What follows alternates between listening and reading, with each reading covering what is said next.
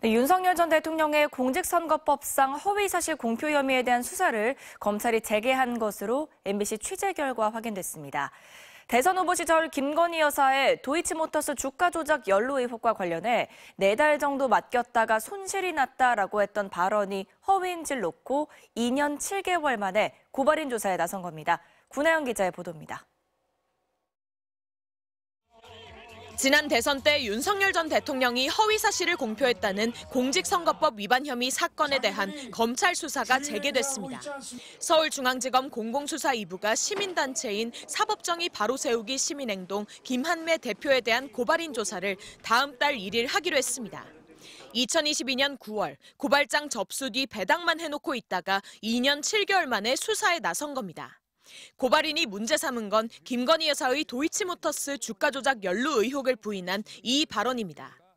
2010년에 제가 결혼하기 전에 이 양반이 골드만삭스 출신이라고 해서 한 4달 정도 맡겼는데 손실이 났고요. 그런데 검찰이 법원에 낸 한국거래소 자료를 보면 2009년 4월부터 2011년 12월까지 김 여사가 13억 9천만 원, 장모 최은순 씨가 9억 원 등 모녀가 23억 원 상당의 이익을 본 것으로 나옵니다. 또 넉 달 정도 맡겼다고 했는데 김 여사 명의 6개 계좌가 2010년 1월부터 2011년 3월까지 15개월간 도이치모터스 주식 거래에 동원된 것으로 확인됐습니다. 윤 전 대통령 발언과 맞아떨어지지 않는 증거가 나온 셈입니다. 윤 전 대통령은 장모와 관련된 발언들로도 고발돼 있습니다.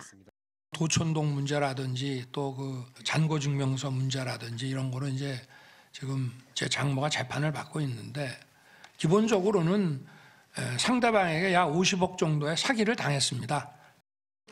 그런데 2023년 장모 최 씨는 잔고증명서 위조 혐의로 징역 1년이 확정됐고 도촌동 사건은 차명투자로 드러나 2024년 과징금 27억여 원 부과가 확정됐습니다. 공직선거법 위반 사건 공소시효는 선거일 이후 6개월이지만 대통령 재임 기간은 중단됩니다. 윤 전 대통령 파면으로 멈췄던 시계바늘이 돌아가기 시작한 건데 공소시효는 오는 8월 초까지 3개월 남짓 남았습니다. MBC 뉴스 구나연입니다.